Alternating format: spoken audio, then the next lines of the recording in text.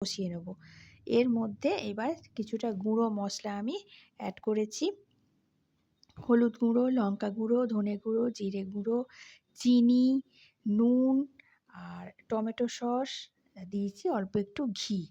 আর যেহেতু আমলকি দিয়েছি বলে টমেটো সসটা আমি খুবই অল্প পরিমাণ দিয়েছি। কেননা বেশ আমলকি দিয়েছি, আবার যদি বেশি সস হয়ে যায় তাহলে আবার এতটাই টক হয়ে যাবে, তখন আর সেটা মানে খাওয়া যাবে না। তো মশলাটা আমার মোটামুটি কষানো হয়ে গেছে। দেখো একদম শুকনো, শুকনো হয়ে গেছে।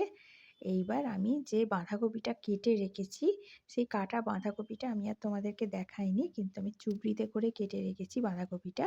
সেই কুঁচোনো বাঁধাকপিটা আমি এইবার কুকারের মধ্যেই দিয়ে দেব। আমি কিন্তু বাঁধাকপি সিদ্ধ করে নিয়ে জল ফেলি না, সে যখনকার বাঁধাকপিই হোক, সে গরমকালেরই হোক আর যাই হোক। বাঁধাকপি, আলু আমি দিয়ে দিলাম, দিয়ে এইবার